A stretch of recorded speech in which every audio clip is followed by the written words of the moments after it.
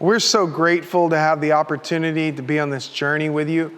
From one marker to the next marker, we hope that you've had a big picture of what it looks like for your church to be a part of a fresh start experience. We are really, really passionate about seeing replanted, life-giving churches in every community that's making a difference locally, regionally, and globally for generations to come.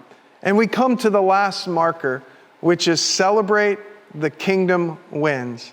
I don't know what family atmosphere you grew up in, but I would say most of us are not great at slowing down to celebrate how God has been at work. And we encourage you to take note all along the way of any kingdom wins that have happened. And once the launch service is over, strategically find ways that you can celebrate with people. And you may wonder, what does celebration do? Well, first and foremost, celebration helps us remember God's faithfulness. In Psalm 77, it talks about counting your blessings, and it allows you to have an atmosphere of gratitude. And in every season, we can always find a reason to be grateful. And you are simply pointing out the faithfulness of God, His grace, that the reason that your church is there in the first place isn't because of your creative, strategic decision-making or clever networking skills or marketing skills. It's there because of God's favor and God's grace and God's power and God's mercy, and it's there for God's glory. So slow down and just celebrate the goodness of God. One of the other things that celebration does is it forces you to shape a new culture. A culture where your church family and your leadership team makes it a habit of recognizing the very work of God. Now, there are a few ways that you can really cultivate this culture and celebrate the kingdom wins, specifically in the replanting journey. I would encourage you, make a list of all of the people who've helped you along the way. And then once the launch service is over, take time to write them a personal note. And what are the things that you want to say in that personal note? You want to say, I appreciate you. You want to say, thank you for loving and leading, for sacrificing and serving. Thank you for making a difference, for being a difference maker. And then when it comes to your core group, the people who maybe they have gave and maybe they've served in very specific ways, what you want to do is throw a party in honor of them. And here's what I would say about honor.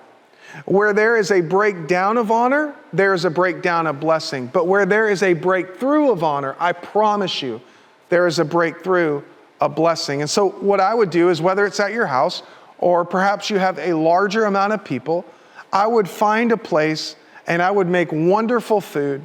I would laugh with them. I would give them an opportunity to share some ways they've seen God at work. And then I would stand up and I would passionately, sincerely, and humbly thank them. And then I would say, here's 5 to 10 significant kingdom wins I want to share with you. I would celebrate with them, and then I would pray with them. I would do exactly what Joshua does when God has allowed him to cross over to a new and promised land. I would mark this moment and this event.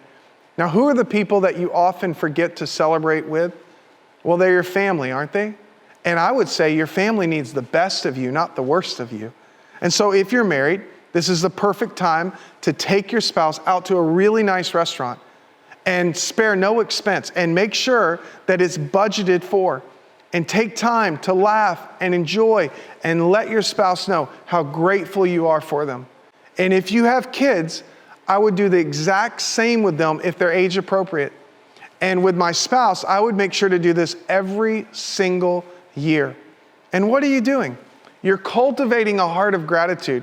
You're cultivating eyes that see God at work. And one last thing, after your launch service, that very next Sunday, make sure to plan to celebrate with the people who are there. Make sure to capture it with videos or pictures and just take a moment to say, we see God at work. We believe the future is bright. We believe the best is yet to come. Use that opportunity to cast vision, because what? Leaders are repeaters. And you know what else life-giving leaders are? Leaders are people who know how to celebrate well.